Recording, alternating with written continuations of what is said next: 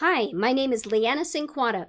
I'm the founder and the director of Tell Asia Ministries, and I'm going to share with you today more details about the amazing rescue of 33 children that happened just last month.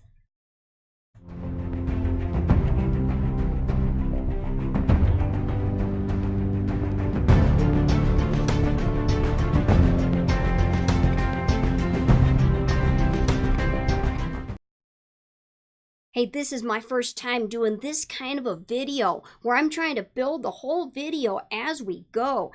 I'm getting ready to do live YouTube, Facebook, all that cool stuff that the 40-something pluses are having a hard time catching up on. So hey, cut me some slack if I miss something or mess up. So we're trying to do this just like it was a live video. I'm going to play the video that I created a couple weeks ago about the rescue of the 33 children in Nepal. And I'm going to give you some more details as we walk through that. And then once I post it on YouTube, Facebook, you can ask questions and then I'll answer your questions. So let's go. Let me figure out if I get this video here going up. Okay. I think you can see that. Well, this is the Jeep ride that our native leader had to go 3 days and 3 nights into the remote mountains to try to find these children that had been taken from their homes. It was a grueling travel. Just imagine sitting in this Jeep, bouncing up and down on these stony roads. Now, with the picture you see here of these children, they were being kept in horrible situation. They were being kept 6 children sleeping in one bed. A lot of them had not even had a bath in a whole month. They had rashes on their body. They hadn't had any good nutrition. They were malnourished. And some of the girls had already been abused. We don't know exactly how, but they were very traumatized. And so I'm afraid some of them might have been abused. The plan of this trafficker was to send the girls to brothels abroad, and the boys were going to be sent to South India and other hospitals to have their organs harvested. I know that sounds like a horrible thing, but it is happening. I checked it out. It really is happening in southern India and in other places in China. There's a great demand for healthy organs to be sold to wealthy or more wealthy people needing transplants. This was the plan that this horrible trafficker had for these children. Now, this man had been caught and jailed 2 years ago in 2015, but he got out by paying a bribe. And here he was back at it. Now, how was it that these parents were tricked into sending their children with this man? How did it happen? Well, they were very poor and they couldn't afford to send their children to good schools. And therefore, the trafficker said, and he came along and he masqueraded as a children's home and school that would offer these children a good education. So the parents actually paid him money. Not as much as they would have had to pay for a real school because they couldn't afford, but they thought this was going to be a great educational opportunity for their children. Imagine being that parent and having this happen to your children. I'm going to show you the clips, the footage of the children actually being rescued.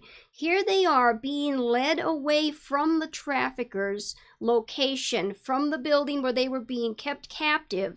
They're being taken out now. Our native leader was very courageous to go in there.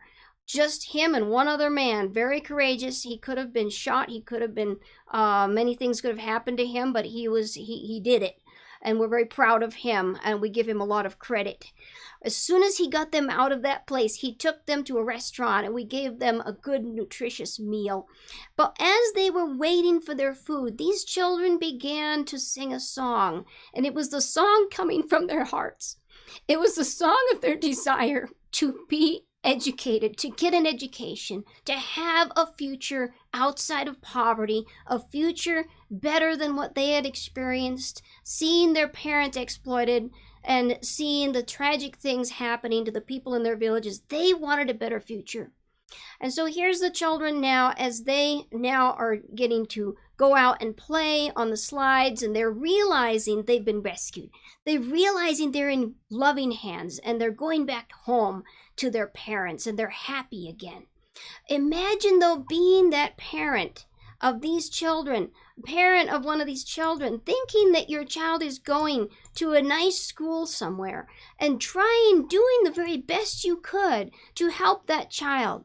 And yet this tragic thing happens and they're taken and they're exploited. That's what these parents are facing. But by God's grace, he allowed our native leader through Tell-Asia Ministries to go out there and to rescue them and to bring them back home. Now, I'm going to show you what happened after we got the children back. Very crazy thing happened. As our native leader was taking the children, he took them back home, he got them home safe, and then we decided, well, we're going to help them get an education. And even though we don't have any funding for this, but we found some funding, and we said, let's at least get them admitted in the school that they're longing to go to. And so we went out, and our native leader had just bought the books that the children needed as he was driving on the Jeep through the very switchback, like you saw in that previous video. The roads, terrible mountain roads, the Jeep slid off the road and began to crash down the mountainside. He and the other two men in the Jeep managed to jump out of the Jeep and escaped without anything but minor cuts, as you see. He also lost his cell phone, which we're replacing for him. But a lot of spiritual warfare against this, because this is such a strategic thing that just happened, rescuing these children. But we really appreciate the courage of our native leader as he was able to get these children out and rescue them. The picture you see behind me is kind of a grayed out of the children in the bus going home to their parents, happy, full of joy, full of hope. Hope that they might get to fulfill their dreams of getting an education. Will you help us to help children in Nepal and India to get an education? We need to reach out to them. We need to give them a future. That is the greatest thing that any of us can do, is to help a child who has no hope. The Lord said to me once, very clearly, the most Christ-like act a person can do in this life is to give Jesus and a bright future to a child who has no hope. That's what Tell-Asia is doing for these children.